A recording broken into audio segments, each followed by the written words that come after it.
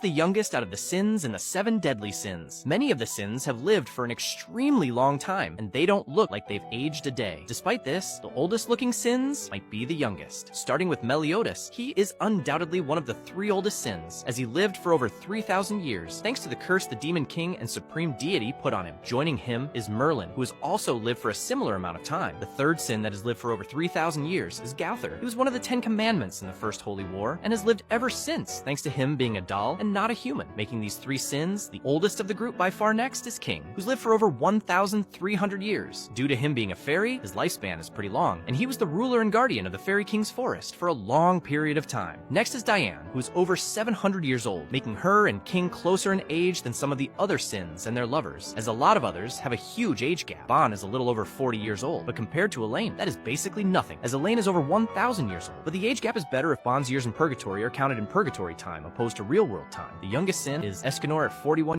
Did you know about these 3 facts of the Re-Zero world? The first thing about the world is that unlike Earth, it is actually flat, and at the edges of the world, there are giant cliffs where water falls down into an infinite abyss. The people of the world call these endless waters the Great Waterfall. In fact, Al and other people who have gotten isekai'd into the world claim to have come from beyond the Great Waterfall due to the fact that they got isekai'd. Despite this, the world seems to follow all the same physics as Earth. The second fact is that there are no actual oceans in the Re-Zero world. The only large bodies of water that exist in the world are rivers and lakes, with the largest body of water in the world being the Great Tigrisi River, which runs through all 4 great nations. The final fact is there are many smaller kingdoms outside of the 4 great nations, and each of them have their own unique cultures and styles of living. At one point, Ram even believed that Subaru was a runaway from one of those kingdoms.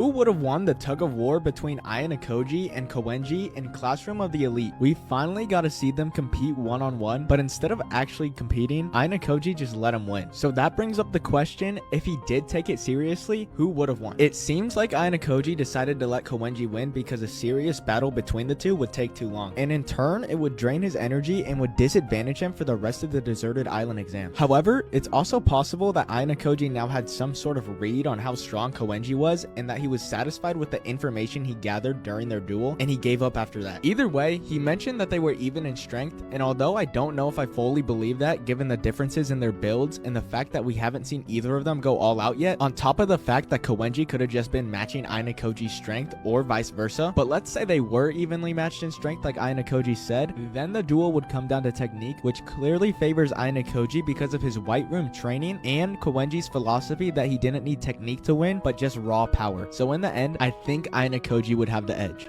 Did you know that in Re-Zero, the place where Ram suspects Subaru is really from? During a side story where Ram is helping Subaru study the reading and writing of his new world, the two of them get into a conversation about what their life was like before they met each other. Their conversation started when Subaru mentioned the alphabet from his hometown, which was the hiragana alphabet, and how he learned it in school.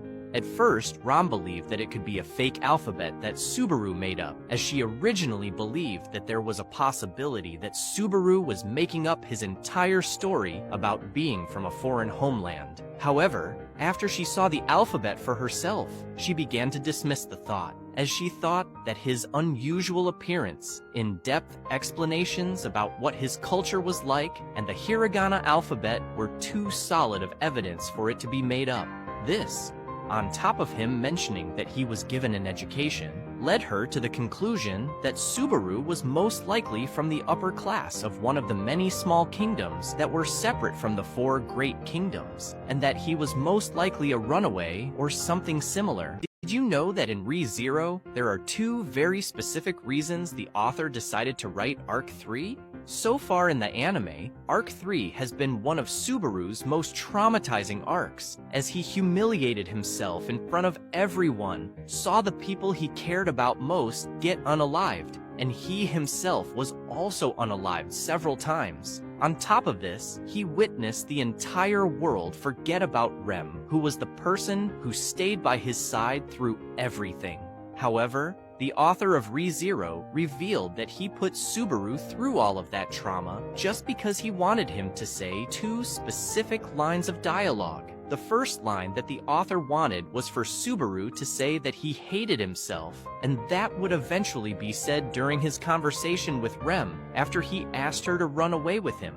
The second line of dialogue that the author wanted was for Subaru to say, "I love you" to Emilia, and Subaru would finally say that when he finally made up with Emilia after he saved her from the witch's cult. Did you know that in Mushoku Tensei, Rudeus and Orsted had a rematch against each other? Last time the two of them faced off, Orsted practically unalived Rudeus, but that was still when Rudeus was a kid, so how did he do in their rematch? During this time, Rudeus had recently found out that the man-god was actually an enemy to him and a threat to his family. Because of this, Rudeus begged the man-god to leave his family alone, and he was given one way to achieve that, which was unaliving Orsted. So, with the help of the man-god, Rudeus prepared for his fight, creating magic battle armor that gave him offensive and defensive abilities that was comparable to the 7 great powers. And the armor was also equipped with a stone cannon machine gun and a magic absorption stone he got from the Hydra. Then, thanks to Nanahoshi, Rudeus was able to lure Orsted out to a deserted village. And once Orsted arrived, Rudeus launched a surprise attack by striking him with a king-level lightning spell. This was followed up by a barrage of stone cannons and other attacks from a distance, and they actually managed to injure Orsted, and he was forced to draw his sword. But he quickly closed the distance between them, and the fight began to go south. It got to the point where Rudeus was laying on the ground at Orsted's feet, basically defeated, and his hair had turned white from using all of his mana. And he started explaining his entire situation and begged Orsted to leave the man-god alone and to spare his family. But Orsted didn't listen, and he went in for a final blow, but something happened. Did you know that in Mushoku Tensei, Galane's sword stands for something much more? It's part of a group called the Sword God's 7 Swords, and the way they are obtained is pretty interesting. As the name suggests, the swords are a group of the 7 best swords that the Sword God collects, and some swords have their own special traits or abilities. One example is the Phoenix Dragon Sword, which has tiny channels of mana running throughout the entire blade, and what that does is weaken or almost neutralize the opponent's battle aura, but its effectiveness depends on how strong their opponent's battle aura is.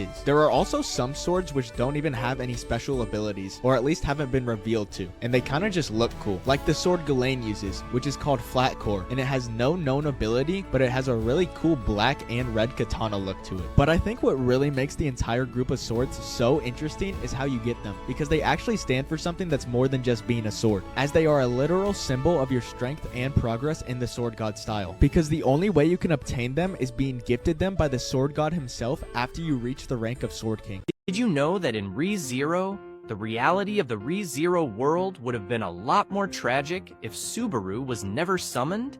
As a result of Subaru not being summoned into the ReZero world, Felt and Emilia would have been unalived by Elsa the same day that Subaru was supposed to be summoned, as he would have never been there to anticipate Elsa's attack on the 2 girls.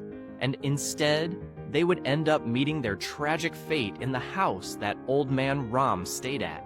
On top of that, Beatrice would have never left the Forbidden Library, as that person never existed, and Subaru wouldn't be there to convince her to leave, leaving her to wait in the Forbidden Library forever. Subaru's absence would also leave Krush and her army to try and fight the White Whale on their own, and that would most likely end up in them being erased from existence from the White Whale's fog, as they didn't have any of the knowledge that Subaru would have provided them with. Garfield would also still be stuck in the sanctuary, as nobody would come and help them resolve their issues, and the Great Rabbit and White Whale would still be alive, terrorizing the world. Did you know that in ReZero, Otto's divine protection ended up severely hurting Subaru once? Since birth, Otto has had the divine protection of the soul language. This divine protection gives Otto the ability to talk to other creatures and animals, and it also gives him the ability to hear and understand what they are saying.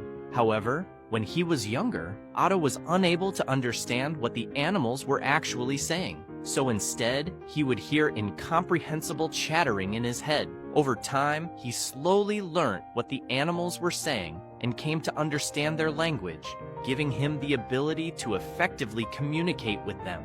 On top of animals, mob beasts were also included in Otto's divine protection, allowing him to hear and understand what they are saying as well. However, due to the White Whale being a mob beast, Otto was able to hear its voice in his head. Because of this, during Subaru's loop, where the White Whale was following the 2 of them in Otto's carriage, The voice of the white whale drove Otto crazy, and because of that, and his knowledge that the whale was chasing Subaru, he decided to throw Subaru off of the carriage and sacrifice him